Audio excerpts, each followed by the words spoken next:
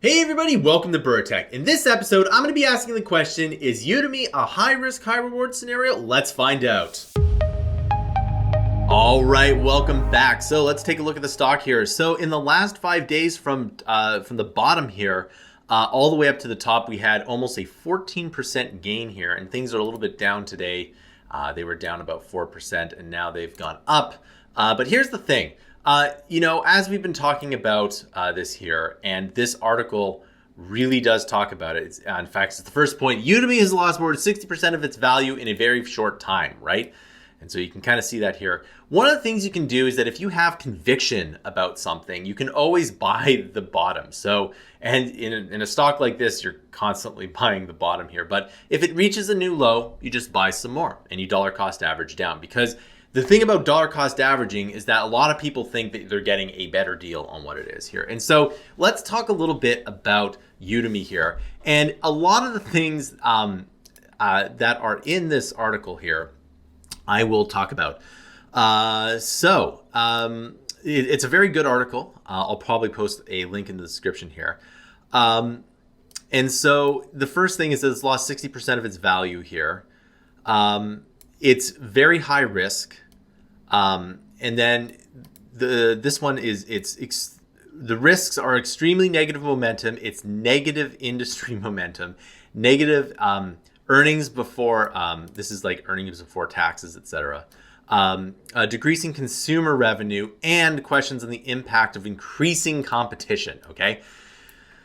That could almost be, that's exactly what I've been trying to say here. This is basically one of the reasons why it's kind of going down. I will wait for a more stable time to buy the stock, however. Now, it really does sum up everything here. It is a volatile time to buy a stock here. So, if you're buying any kind of stock, the world's in a very volatile place. So you could make the best decision ever, but it just could be the wrong time, right? So, again, he sums up everything. This it's like purely based on the risk and valuation. Udemy is high risk and is hold, right? And so if you do hold stuff, I would just kind of hold it, maybe average down. That's what I would do if I was holding us here. So there's a lot. This is actually a very in-depth article here, and so we already know what Udemy is, but the industry, it's like Udemy is in part an online education market. I have selected several companies, and he talks about some of the other companies here. We got Skillsoft, Coursera, 2U, Chegg, and then Stride here. And this actually, if I can pull this up here, so you can see that the S&P 500 is still down, but like all of these others are down. So the industry's down, but Udemy is really underperforming Coursera. And it doesn't have Duolingo in here. Duolingo isn't exactly a competitor, but it's probably the best. In my opinion, it's the kind of company that has, well, at least for me, I think it deserves the most amount of respect, because it is I would argue, it's the best way to learn a language here.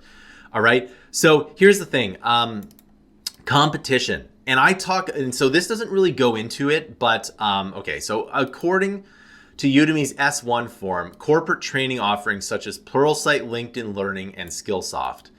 They don't put Skillshare in there, which I think is hilarious, because a long time ago, 6-7 years ago, it was like Udemy and Skillshare to be the two ones, but now Skillshare made a whole bunch of wrong decisions, and I could probably do a whole video about that. Let me know if you want me to do a video about Skillshare.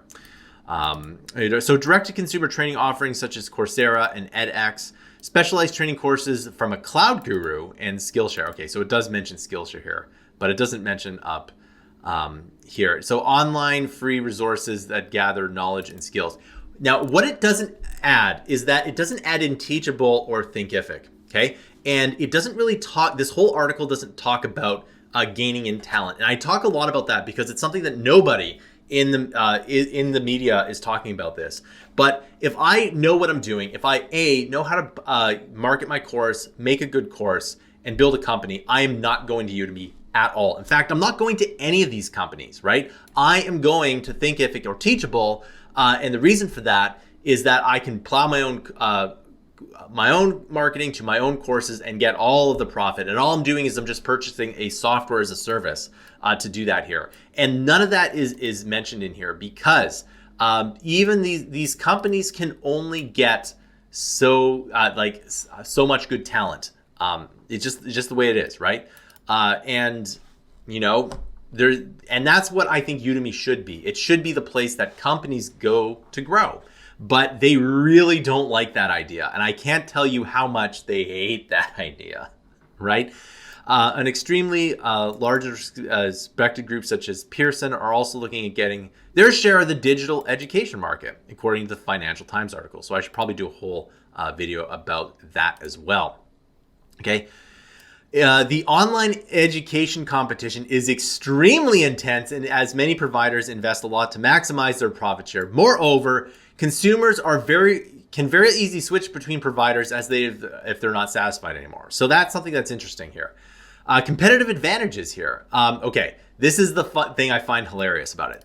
So the first thing is that it mentions what Udemy does correctly, and it really does do this correctly. Its marketplace model has created a vibrant ecosystem of individual learners, organizations, and instructors. Okay. That is the number one thing that Udemy is good at. So it has 44 million individuals, and we can put that in quotes. It might be padded up just a bit.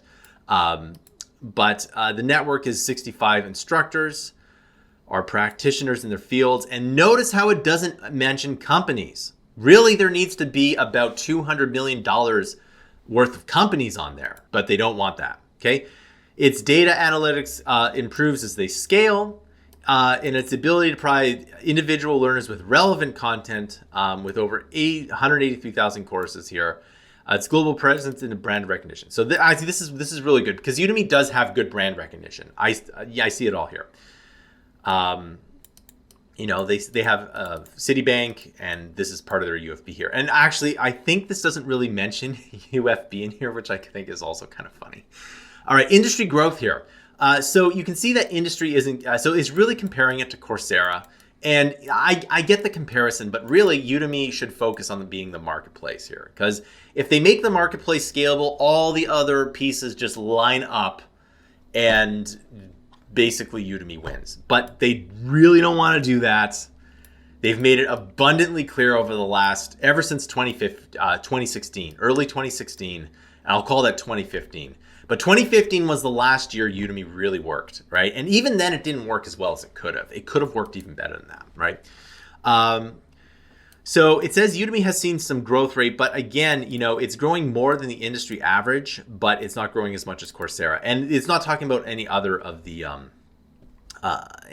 other items as well. I'd really like to see is a really in-depth article about Thinkific and Teachable and how they impact here. But again, I think that's too niche for people to understand here. All right, future growth. Again, everything is lower than Coursera, right? And then the margins here. We could take a look at the operating expense. The operating expense is going up. Really, this should be going down here. And I guess the numbers are getting better. But they really should try to lower their expenses. Yeah, and that's one thing that has been a constant for the last 10 years in Udemy. They have been they overhired. That's the thing. So risk analysis. Okay, so we're going to talk about their beta here. Okay, so what is beta? It's basically volatility. And so the whole industry is very volatile. And I can tell you that my income varies quite a bit. And their volatility is more than the industry average here, and you can kind of see, it's just kind of a volatile time too, right? So the valuation here, it's again not quite as much as Coursera here, and then the forward valuation here. Okay, so the final judgment for most of this here is that Udemy stock has lost more than 60% of its value in a short time. And I think this is kind of just the thing that recaps the top here, but it has a high beta, so you might be able to buy the dips. So again, if you really wanted to dollar cost average this thing, every time it makes a new low, just buy some more, right? And then the conclusion of this article is that personally, I'm not buying the stock in the short term due to its risk level. It is quite risky here. And the other thing is a lot of people think risk and reward are correlated. They are not, right? The best situation for you is to have a high reward, low risk situation, but those are extremely hard to find, right? A lot of things though are high risk, high reward, right? That's where that phrase comes from. But the best thing you can do is do low risk, high reward. And in my opinion, the best thing you can dollar cost average is Bitcoin. That's just me personally, right?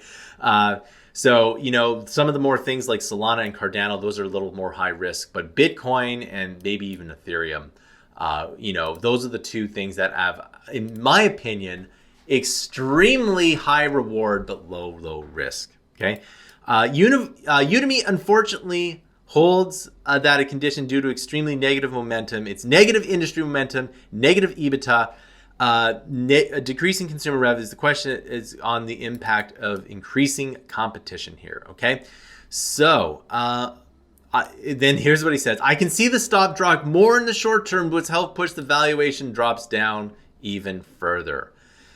So this is a not so good article for Udemy. And frankly, I think this pretty much sums up what's going on with the stock here. What it doesn't have is it doesn't have